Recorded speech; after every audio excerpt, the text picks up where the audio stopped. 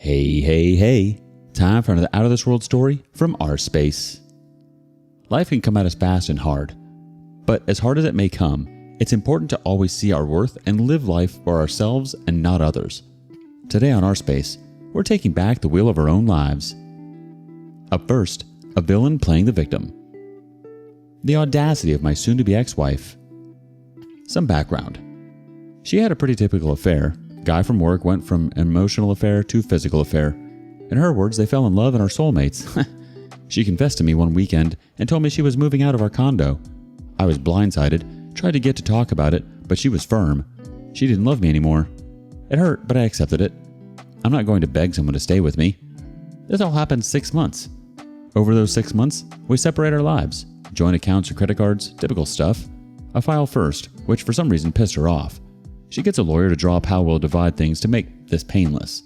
Over this time, we don't see each other at all and only communicate via text or email. I have a daughter from a previous relationship, and my soon-to-be ex always had a close relationship with her, and she wanted to stay in my daughter's life, which I was fine with. I'm not going to deprive my kid of that because I'm upset. The soon-to-be ex missed a few visits with my daughter, and it really hurt her. My soon-to-be ex apologized, claimed that she became really busy, but I stopped the visits until she could actually keep her promises. That caused some issues, but eventually it was dropped. So over those 6 months, I was just working, hanging with my daughter, but I fell into a funk. Really didn't go out other than to the gym or with my daughter. This Friday, my younger sister and her fiance dragged me out, said I can't be a hermit anymore and start enjoying my life. We went out with her friends and I ended up hooking up with one of them. She confessed that she's had a crush on me for years, but the timing wasn't ever right. We ended up hanging out all day Saturday too. Easily was the best weekend I've had in forever. Not just the sex, but this weight was lifted off of me. I felt like a person again. This morning, I wake up to dozens of voicemails and texts from the soon-to-be ex raging at me, calling me a hypocrite, even accusing me of having been with hooking up my sister's friend during our marriage. How could I do this? Pure insanity on her part. I called my sister and gave her the rundown, and she checks my soon-to-be ex's social media, and she's playing the victim, saying crap like, "When your friend catches your husband out with another woman while he's trying to save his marriage." Completely playing the victim. After that, I did respond to one of her texts and just said, "Were you trying to save our marriage when you were sucking your coworker's dick on lunch?" Probably not smart on my part, but F her, seriously. She's responding again with more "I'm the victim" crap, and I'm not engaging anymore. But seriously, she's lost her mind, right? She can't be this stupid. Let's see if the community agrees or disagrees. The Big Pickle wants to say, "She can't be this stupid?" Yes, she can. She Got the Ganai 13 says, "It's not stupidity, it's controlling the narrative. She's using it as cover to muddy the truth because it serves to make others question if she's really the villain or not. This is why, when there's infidelity, it is important to let everyone know right away."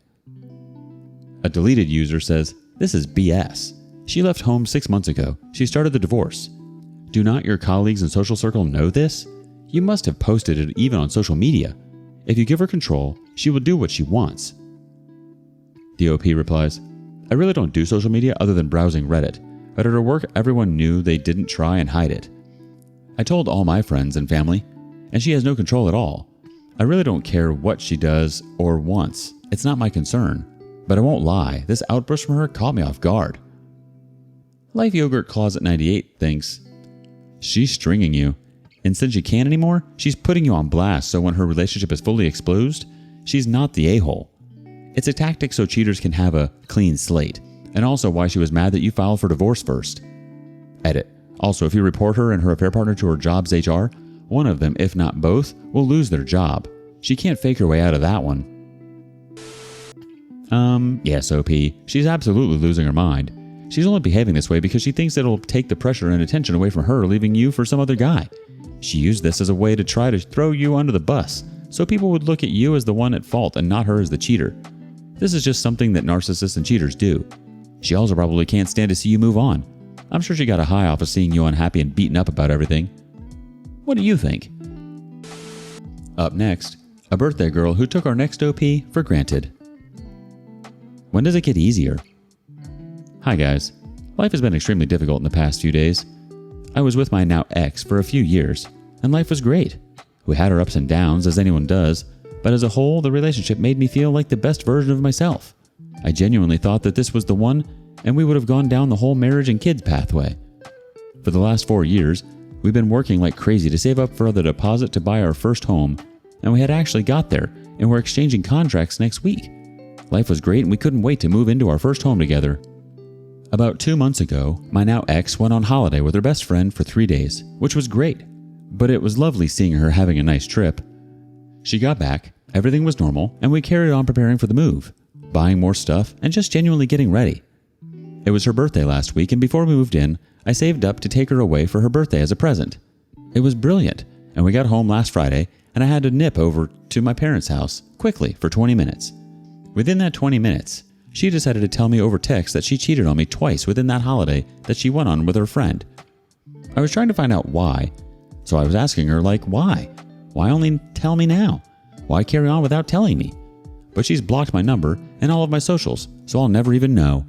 Not that it would probably even help, but I just wanted some idea to potentially try and close off them thoughts and the whys. I genuinely feel broken inside. At first I just felt anger, and as time is going on, I'm just feeling like a shell. The sadness is unreal. I genuinely don't care anymore about anything, and I can't even work because I can't even focus. I went to her place to drop off some clothes I had on Saturday, and she unblocked me to purely say that if I go around without any consent again, she'll get the police involved. I feel so lost, hurt, confused, and genuinely beyond sad. I'm a strong person, but sometimes it just feels like I'm not strong enough to keep up with all my emotions. Oh, OP, I'm sorry this happened to you. It definitely sounds like you were way more invested than she was. If she didn't want the life that you were imagining, she should have told you and been honest with you rather than cheating on you and this friend trip. And even worse, she totally used you for a birthday vacation, and probably way more than that too. I'm sorry, OP. What a punch to the guts. I can understand how broken you're feeling. To have someone blindside you like that is horrendous and extremely hurtful. You had been planning this future together, and suddenly it's just ripped from under you. Update. Hey Reddit, it's been a while and a lot has happened. 175 days to be exact, and some people wanted an update. Here's the update for those that want to know or care to read. At the time of my last post, I was mainly angry, understandably. There has been no contact from my ex at all. Both ways, nothing at all from her, and I've not reached out at all either. Through reflection, I've understood that she was extremely narcissistic and I was sadly being emotionally abused. While it shouldn't be, as a man, I felt it quite embarrassing for myself. How did I not realize? How was I so stupid? But ultimately, it's not on me. There's bad and good in this world, and I know that I'm a good person and nothing I have ever done meant I should have deserved this. Her friend messaged me actually. I think she was drunk, saying that my ex actually cheated on me 3 times instead of the 2. It was full-on sex and not just kissing. Not that it makes it any worse, etc. At the time, I think I got through the pain, and it was a lot of pain, through my work and going to the gym. Sadly, a month after this news, I was made redundant too. I'm still in this role, leaving at the end of the month. During this time, I crashed hard, and I felt lows that I've never felt before. Full-on depression. I developed anxiety and my mental health was truly in the mud. I often had thoughts where I considered that I couldn't cope and I wasn't strong enough to continue to deal with my struggles. It was and is terrifying to feel unable to feel safe and comfortable in my own mind. However, I reached out for help. I rang my local doctors and got prescribed medication to help with the anxiety, and it has seriously helped. However, the deep sadness wouldn't shift. I know that I'm extremely lucky to have this, but through my work, I can have 6 free of charge counseling sessions. Last month, I felt extremely low again, more than usual, and I decided to seek this help that was on offer. I've had 2 of these sessions so far, and while they're extremely hard, I'm proud that I've actually reached out. I'm not a guilty person, I've just been a victim, and I realized it's time to focus on me. It's time to heal. It's time to move forward. And it's time to live and work towards the happiness and success that I have yet to see in this world. It's a work in progress, but I'm getting there. I'm starting to understand, and I'm starting to regain everything that I have lost mentally. I've also started a TikTok account that has some calming videos to help anyone, suffering or not, to have a moment's minute of peace. We deserve it. I'm not begging for followers. I genuinely don't care about that at all. But if you feel like it might help, then it's mindfulminds_1. Everyone here on this page, you're strong, you can heal, and you can find the love and happiness that each and every one of us deserves. Love yourself. Let's check into the community for a quick comment from Taiwan Bandit. I'm not a guilty person, I've just been a victim and I realized it's time to focus on me. Between this post and last, this might be your best statement. She was the lowest of the low, just using you up, not caring how it hurt you. Glad you got out before marriage and kids. You're on the plus side now. Continue to work on yourself. Pour yourself into your job. Start new hobbies. Join a sports team. Find old friends left behind. Engage your mind in things that bring you happiness. Thanks for the update. Take care of you, OP. It's so nice that you're taking care of yourself and getting the help you deserve. There's such a bright future ahead of you, OP. Thank you so much for opening up and being vulnerable to us. It's not an easy thing to try to look at your life, reach inside, and talk to someone about things. It's hard. I'm sorry your ex made you feel like less of a man. That's not the case at all. Wishing you all the best, OP. Do you have a similar story? Share it with us in the comments below. Next, hindsight is always easier than foresight. Was there any red flags at the beginning of your relationship that you ignored or excused? There's a saying that someone shows you who they truly are within a week of knowing them. Were there any red flags for you that you ignored in the beginning but were clear signs or indicators of a cheater? This was true for me. He picked me up for a date the first day, and he bent his neck backward to check out a girl walking in the parking lot, staring for longer than 5 seconds. I ignored it since we weren't dating yet. He followed many pickup artists on Instagram. I also remember going into a boutique and he literally said out loud, "Dang, she's cute," about the store associate. He denied ever saying that though. A few days later, he brought me to a toy store and bought me a huge stuffed animal. The store associate came up to him and said, "Didn't you bring another girl here last week?" The guy told me I deserved better, and that I was too pretty for him. He of course denied it and accused the store associate of just being jealous and hitting on me. I was only 18 at the time, so I was really naive to all the signs. I also had a strong intuition, gut feeling that this guy was no good. I actually ignored him after the first week of knowing him, but he persisted and I became his girlfriend. Ignoring all the red flags led to an 8-year relationship full of lies, pain, backstabbing, and gaslighting. He was a serial cheater and frequently approached girls, asked for their numbers, and had sex with them. He told me he saw me as the main chick, and everyone else was his side chicks. He was also very emotionally and mentally manipulative, and I'm still building my self-esteem. I'm a different person now. I don't ignore red flags, and when they come up, I don't beg a guy to change for me or to try to understand. I just move on. I guess I'm now at the reflection stage. I'm looking at the past from a different perspective. I forgive myself for excusing all the red flags, and I'm grateful for the strong woman it has made me today. The community has a couple comments. Apprehensive Cost 496 starts us off.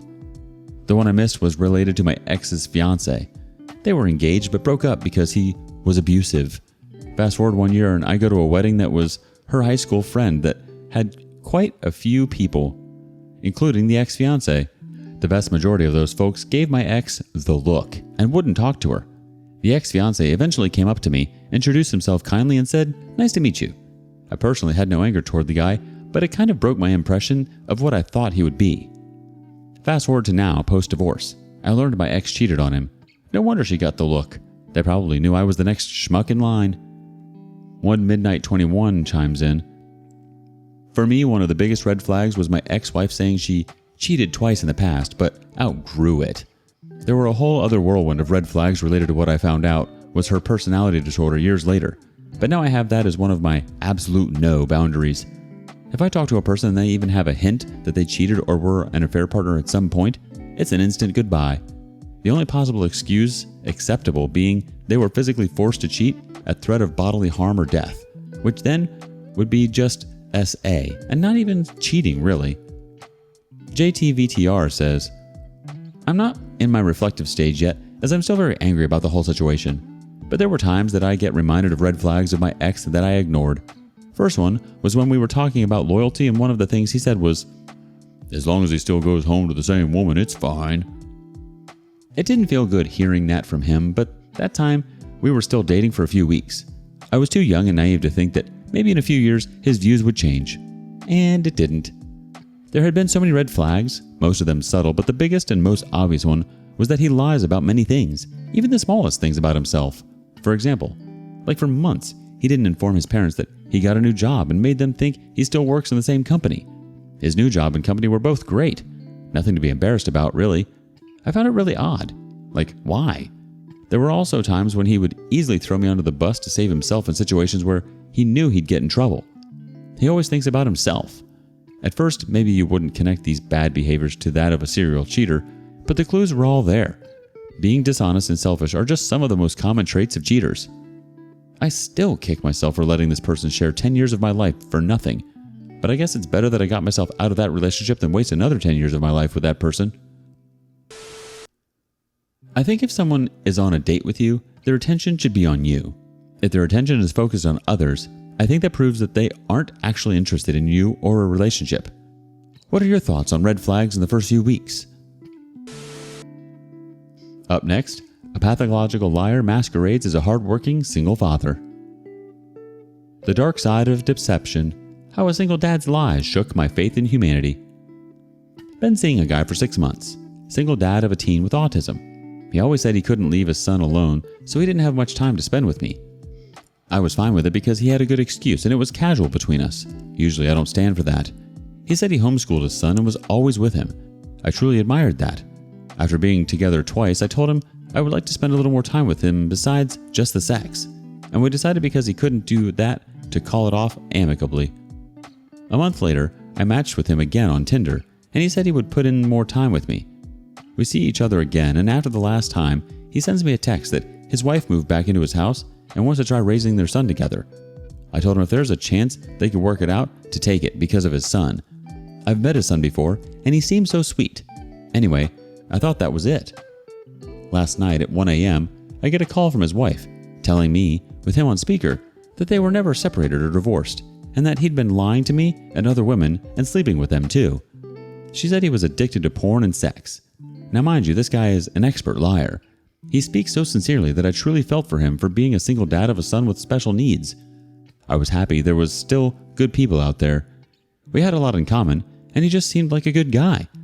Now I didn't have feelings for him, and he always told me his son didn't really spend time with his mom.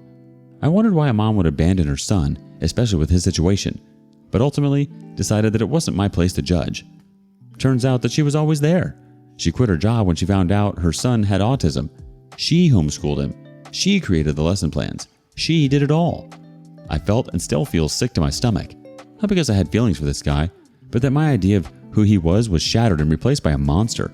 And I didn't have a clue because of my BS blinders were on because of his son. The fact that he used his autistic son to lie and to get sex and present himself as a stellar dad and his wife to be a lowlife truly has made me ill, physically and mentally. I am distraught.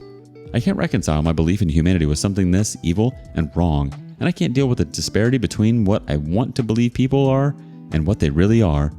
I just can't. I don't know how much longer I can stay strong and deal with this type of behavior. I just don't. I don't want to be on an earth with people like this, and I just don't know how to deal with it. I went through 11 years of emotional abuse during my marriage, and it was worse than any physical abuse for me because I am all emotion and passion. The way people act has a massive impact on me whether I try to let it affect me or not. And this really got to me because he attacked my core belief and yearning for people to be good. He crushed and destroyed it and replaced it with fear, distrust, and uncertainty. Because in my opinion, a pathological liar is capable of anything. And I fell for it. I trusted this guy and invited him to my home. It makes me want to throw up. He was in my safe space. I just can't. I feel violated and defeated. Anyway, thanks for reading and letting me get this out. Let's see what the community has in way of reaction. WookieeMan222 says, like there are cheaters and then there's this piece of crap. Euphoric Statement 95 says, geez, what the hell? But welcome to life. There are crap people everywhere. King Hafrican 702 says, wow, this was low. He lied on his son to cheat. I've seen it happen before, but reading this doesn't make it any easier. Sorry you went through this. That's awful. The Cat Sass 2014 says, as a father of an autistic boy, this is vile and shameless. Don't feel too bad. Sociopaths are hard to spot. J&H Daughter has an elaborate thought. Okay, firstly, take a huge and cleansing deep breath. Let it all out till there is no more air in your lungs. Do that about 2 more times and hear me. Sweet soul, you are spiraling. You're making this more than what it needs to be. Yes, he is a sick individual that I hope and pray his wife leaves him and takes him for everything she can. As for you, why are you letting someone change who you are? Look, you don't have to feel the way you do. You just have to change your routine and get the hell off Tinder. Sweetie, Tinder isn't for love. It's for cheating people and single people who don't want commitment. Just because you picked wrong twice just means you need to take time and reflect and change your way of screening who you want to be with. Look, honestly, the first one, it was because you didn't know your worth or know what love is. This one, he was a freaking clown who used his disabled child. Of course, anyone would let their guard down. Please get off Tinder. Go to something like Match or sites that aren't more hookup-ish. Also, once you break it off with someone and you see them on a site, just swipe left. Don't return to anyone. No offs and ons. If it didn't work, it didn't work. The world is a very effed place, but dwelling on it and making it change who you are and letting it make you feel like you don't want to be here is not a way to live. In life, there are some things we can control, and there are things we can't, and making things we can't bigger than what it is, or letting it bother us more than it needs to, doesn't make life better. Living with fear and doubt doesn't have to be your life. No one makes you do that, but yourself. The world is 80 to 90% effed up in any given day, and people are a-holes, but you don't have to keep them around you or in your life. He's trash, but your life doesn't have to be. I think although it's hard to have experiences like this, and yes, there are lessons that we inevitably learn from it, it's just as important to not put all of our eggs in one basket. Moreover, I think there's some valid points in the comments. It's important that we don't let other people dictate how we feel about ourselves. Do you have any advice for OP? Share it in the comments below. And thank you for joining us today on rSpace. Like and subscribe and hit that notification bell so you don't miss out on our next video. We'd hate for you to miss them. If you want to listen to more stories from me, check out our lounge where I feature a larger variety of non-cheating related stories. See you there.